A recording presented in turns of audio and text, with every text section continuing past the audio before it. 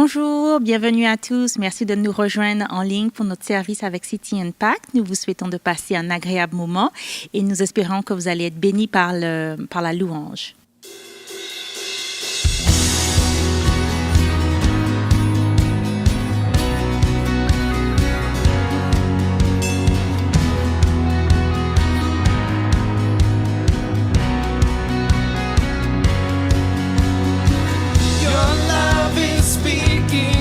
Our hearts, like a fire burning, breaking through the dark. In the trial,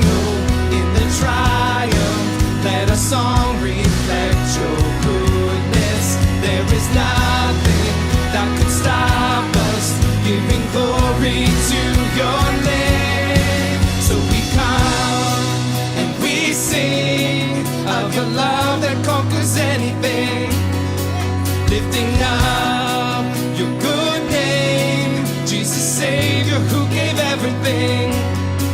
Hear the sound of the saints, unashamed singing praise.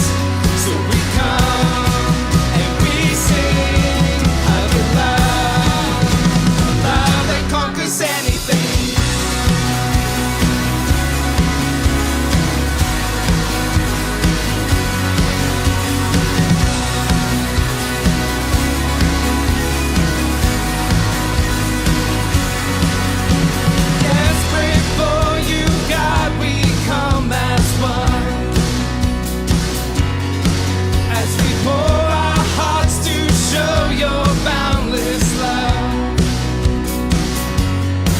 In the trial, let our song reflect your goodness. There is nothing that could stop us giving glory to your name. So we come and we sing of a love that conquers anything, lifting up your good name, Jesus Savior who gave everything. Hear the sound of the saints, unashamed singing praise.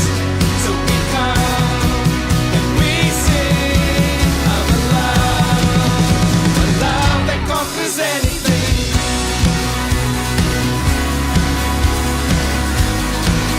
A love that conquers anything.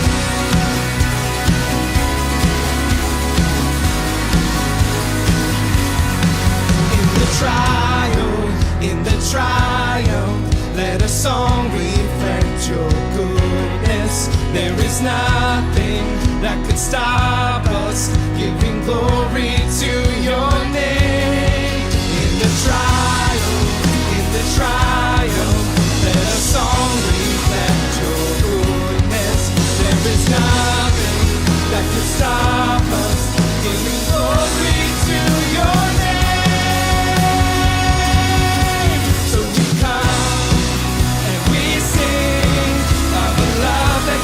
Anything, lifting up your good name, Jesus Savior who gave everything. Hear the sound of the saints, unashamed singing praise. So we come and we sing of a love that conquers anything.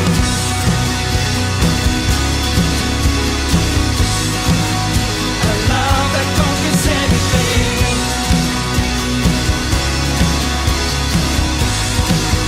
A love that conquers anything.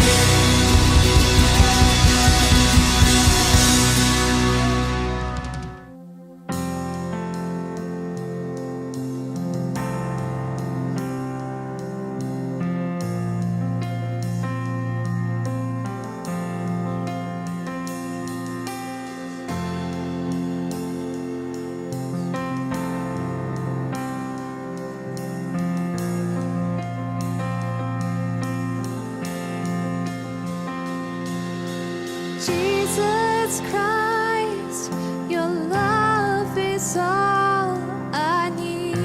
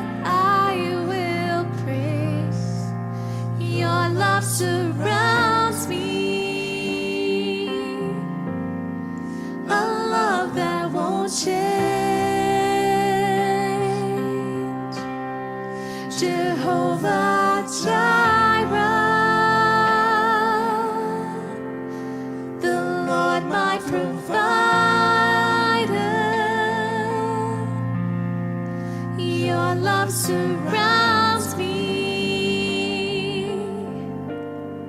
A love that won't fail. A love that won't fail.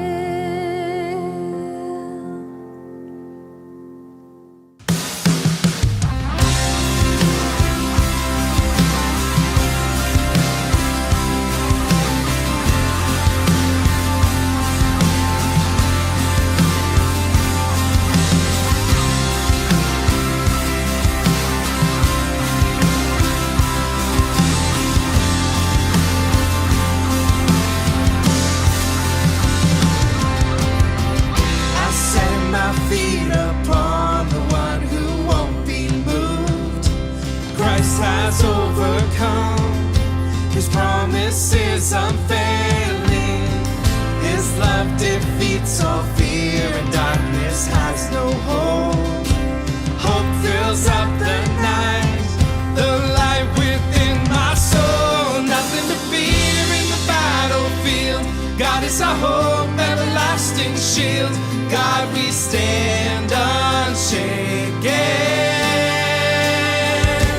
Here in a world where hope seems lost, greater is He who resides in us. God, we stand unshaken.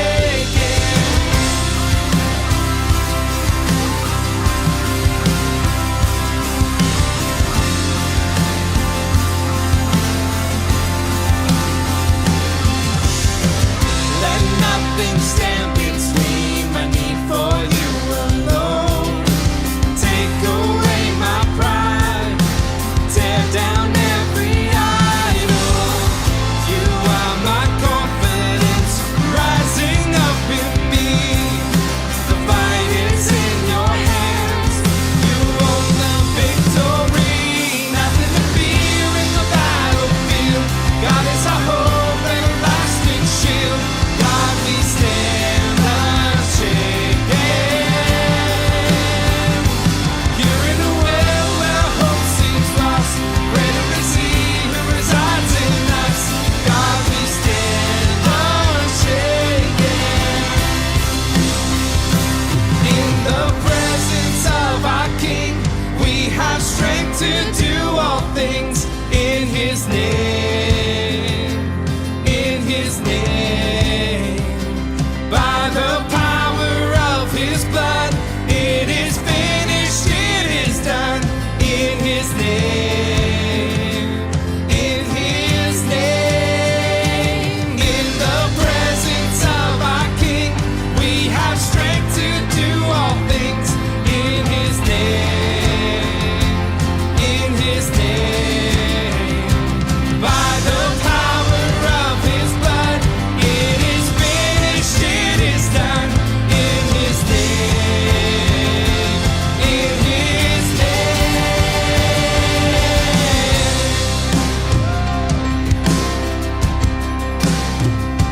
Nothing to fear in the battlefield. God is our hope, everlasting shield. God, we stand unshaken. Here in a world where hope seems lost, greater is He who resides in us. God, we stand unshaken. Nothing to fear in the battlefield. God is our hope, everlasting shield. God, we stand unshaken. Here in a world where hope seems lost, greater is He who resides in us. God, we stand unshaken. God, we stand unshaken. God, we stand unshaken.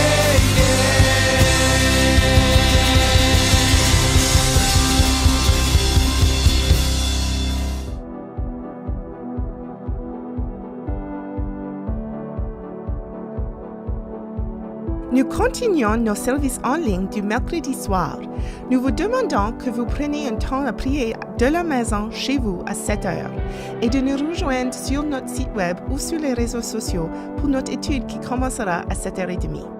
Vous pouvez aussi nous rejoindre à 10h30 chaque dimanche matin pour notre service en anglais et aussi en français.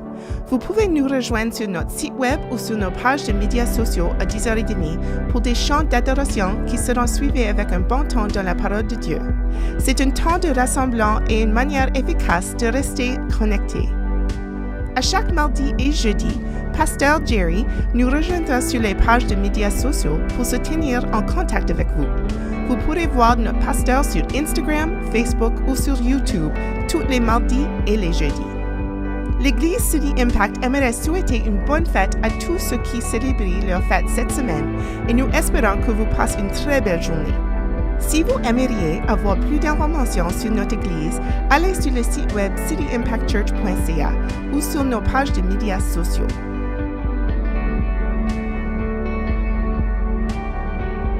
Merci de nous rejoindre pour le temps des offrandes et de la dîme.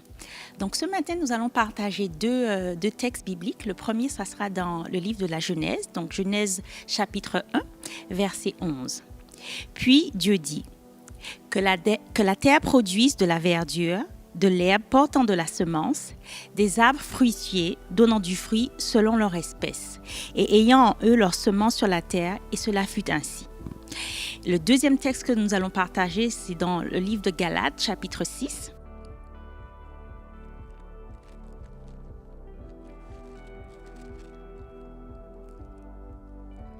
Versets 7 à 8. Ne vous y trompez pas, on ne se moque pas de Dieu. Ce qu'un homme aura semé, il le moissonnera aussi. Celui qui sème pour sa chair moissonnera de la chair la corruption, mais celui qui sème pour l'esprit moissonnera de l'esprit la vie éternelle.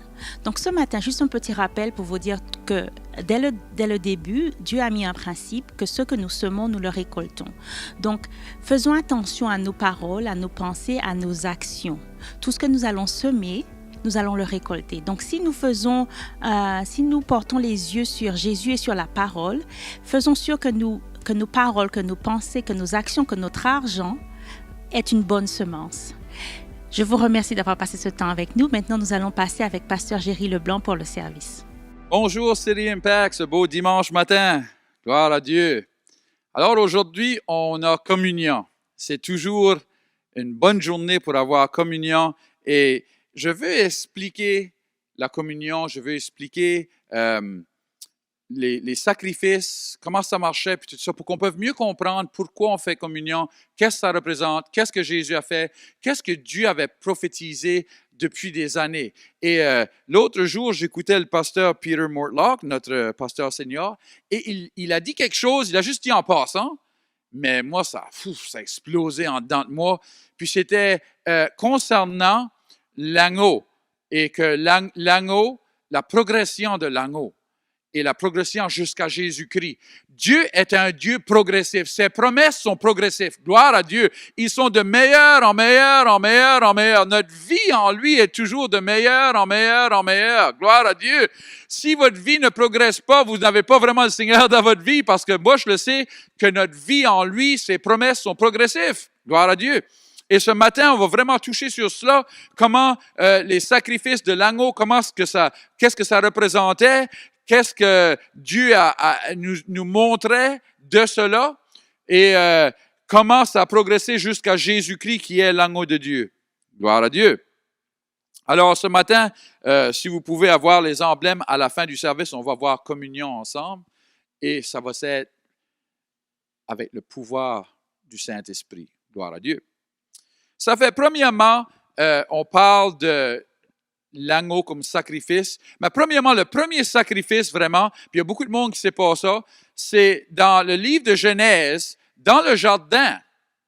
Alors, Abel et Caïn étaient dans le jardin et il faut qu'ils aient une connaissance du sacrifice et comment ça marchait, où Dieu n'aurait pas eu le droit d'accepter un sacrifice et pas l'autre. Il fallait que les deux sachent comment... Mais on sait qu'ils sachaient parce que leurs parents, Adam et Ève, quand ils ont péché dans le jardin, où pensez-vous qu'ils ont reçu les vêtements que Dieu a mis sur eux des peaux? C'était pas... Dieu n'a pas dit, pouf, une peau là, il peut s'il veut, mais il y avait un sacrifice. la peau qui les couvrait représentait le sacrifice de l'animal qui avait été sacrifié pour leur péché, parce qu'ils avaient péché. Ils ont essayé de se couvrir de feuilles, mais les feuilles ne peuvent pas couvrir parce que les feuilles, il n'y a pas de sang dans les feuilles. Et le sang est le prix du sacrifice pour le péché. Alors, la même chose que Cain puis Abel, Cain a essayé d'emmener un sacrifice de végétation, Abel a amené un sacrifice de sang. Et Dieu a reconnu le sacrifice de sang, mais pas celui de végétation. Parce que il savait qu'il doit avoir du sang pour un sacrifice. Alléluia. Alors, on voit que premièrement, Dieu avait initié qu'on amène un agneau.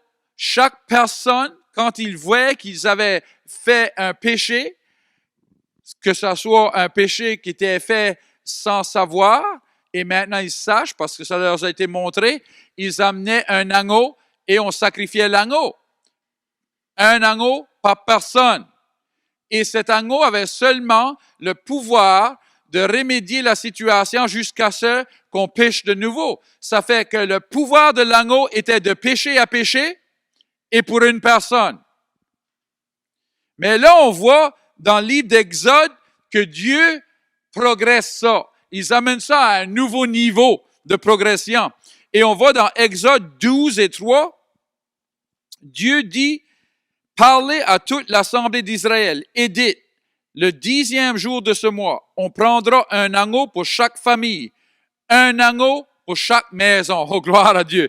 Maintenant, la progression, c'est au début, c'est un agneau par personne. Maintenant, c'est un agneau par maison. Et on a prêché sur ça quelques semaines passées. Comment est-ce que un agneau par maison? Et on voit qu'ils étaient en Égypte, là. C'était durant les plaies, comme qu'on est maintenant dans une plaie.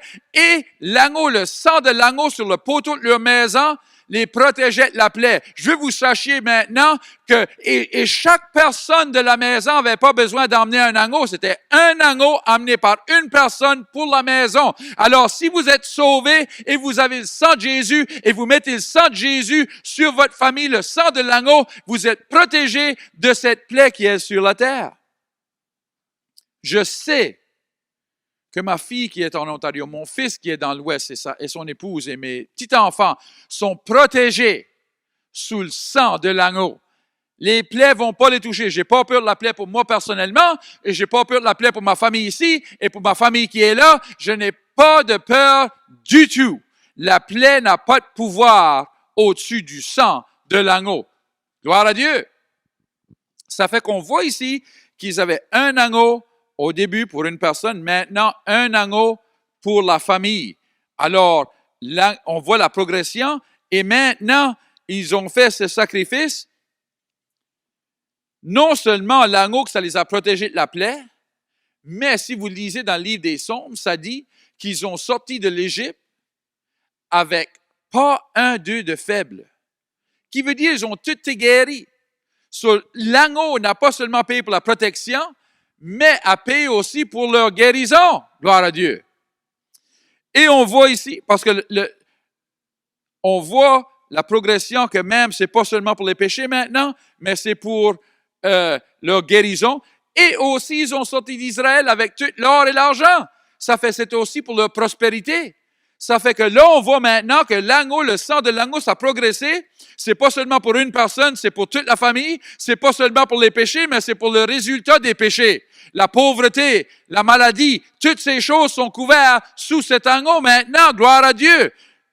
Hey, c'est excitant de voir ça. Mais là, ça progresse encore plus que ça.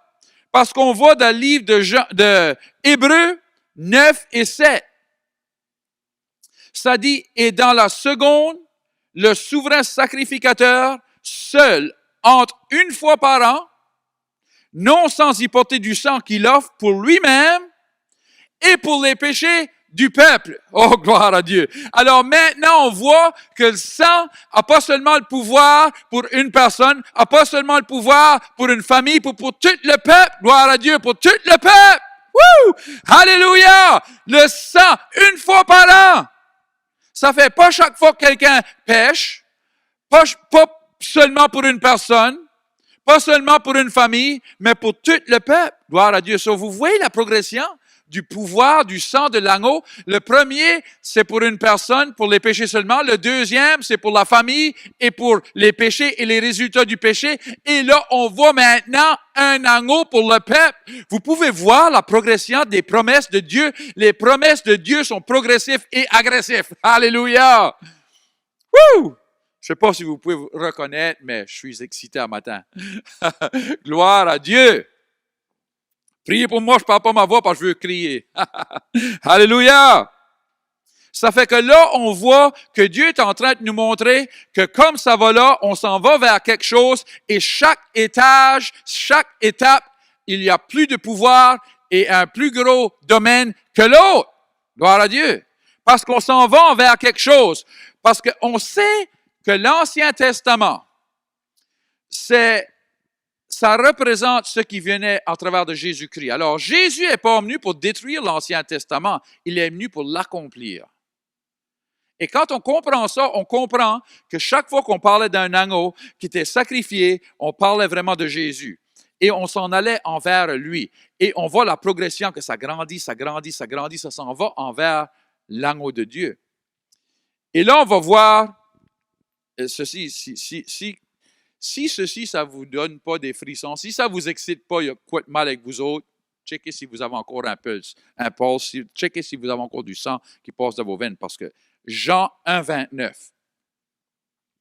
Le lendemain, parlant de Jean, le lendemain, il vit Jésus venant à lui et il dit, voici l'agneau de Dieu qui ôte les péchés du monde. Wouh! Gloire à Dieu!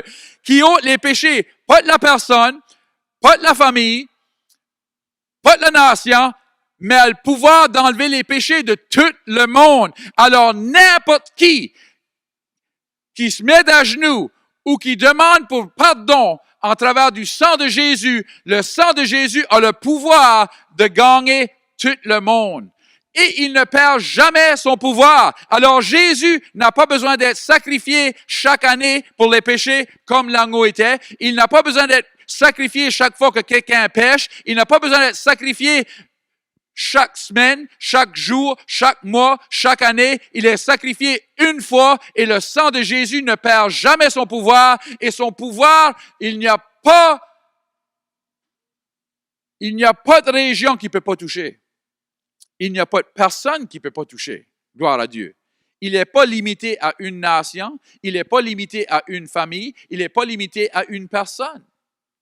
Il n'y a pas de limite au pouvoir du sang de Jésus, mais plus que ça.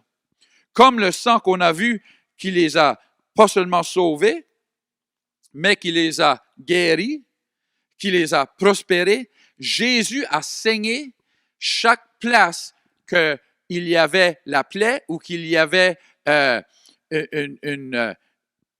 qui était maudit, il a saigné dessus pour emmener la bénédiction. Alors, il a saigné de son front pour qu'on n'ait pas besoin de travailler par la sueur de notre front pour gagner une vie, mais qu'on peut être prospéré. Il a saigné sur son dos et la Bible dit que par ses meurtrissures, nous sommes guéris. Alors, il a saigné pour qu'on puisse être guéri. Il a saigné pour qu'on puisse marcher dans la plénitude de tout ça que Dieu a pour nous autres.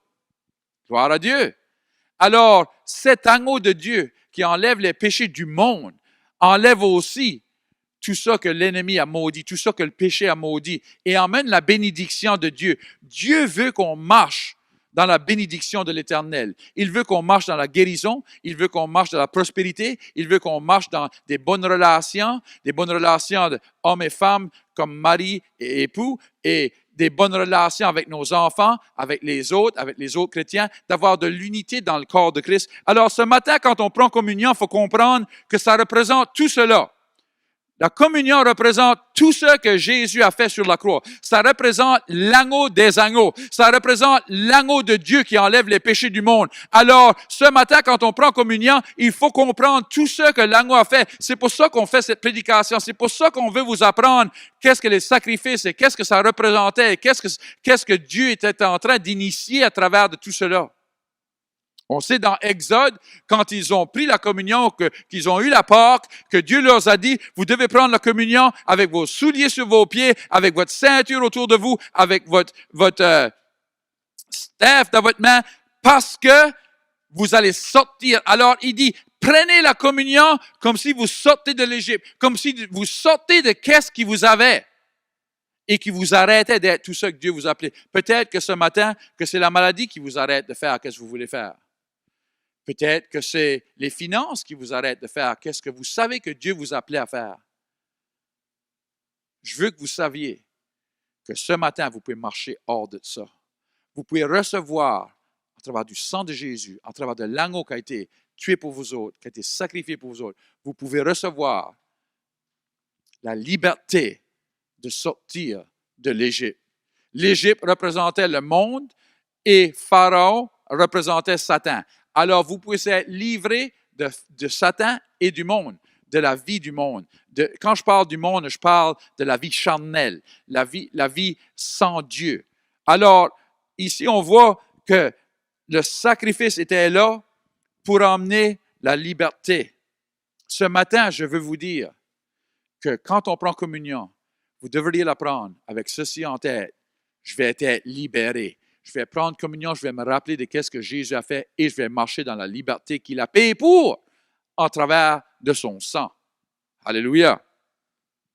Alors, dans 1 Corinthiens, chapitre 11 et verset 27, ça dit, « C'est pour ça celui qui mangera le pain ou boira la coupe du Seigneur indignement sera coupable envers le corps et le sang du Seigneur.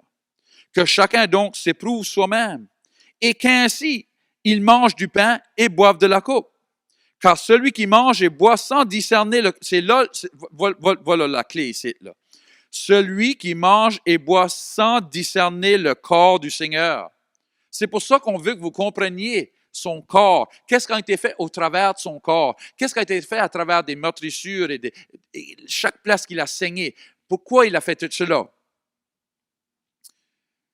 Alors, celui qui n'aura pas discerné le corps du Seigneur mange et boit un jugement contre lui-même. C'est pour cela qu'il y a parmi vous beaucoup d'infirmes et de malades, et qu'un grand nombre sont morts même, prématurés, parce qu'ils n'ont pas compris qu'est-ce que le corps du Seigneur a produit, son corps et son sang, qu'est-ce que ça produit pour nous autres. Pourquoi est-il mort de cette manière? Pourquoi a-t-il mouru sur une croix et saigné pour nous autres? Mais c'est parce qu'il était l'agneau de Dieu qui enlève les péchés du monde. C'était parce qu'il a saigné pour ôter tout ce que le péché avait amené, qui est le péché a amené tout ça qui vient de la mort. Alors, la maladie, alors la pauvreté, toutes ces choses sont de la région de la mort. Et Dieu dit que vous pouvez même mourir prématuré parce que Dieu veut qu'on ait une grande vie.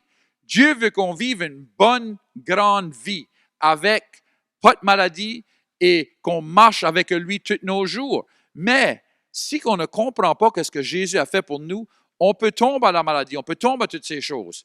Alors, c'est très important qu'on comprenne exactement quand on prend communion, qu'est-ce que ça représente.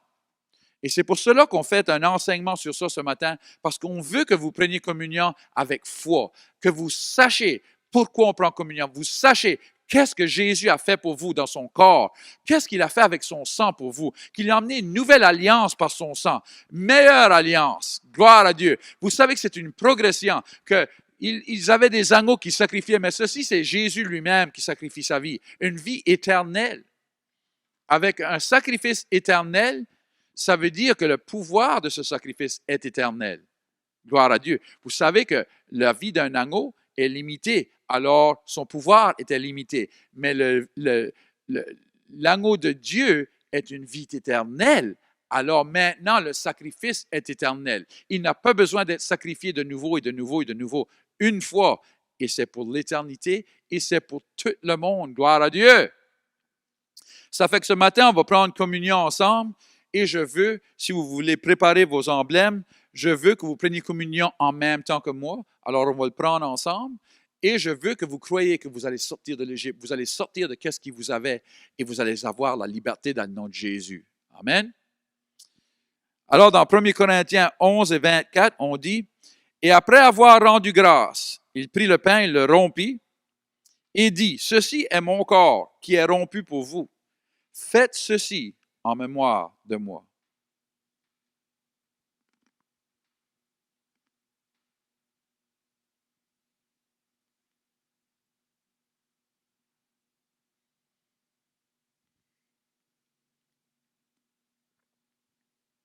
Merci Seigneur.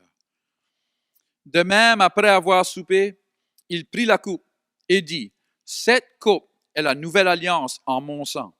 Faites ceci en mémoire de moi toutes les fois que vous en buvez. »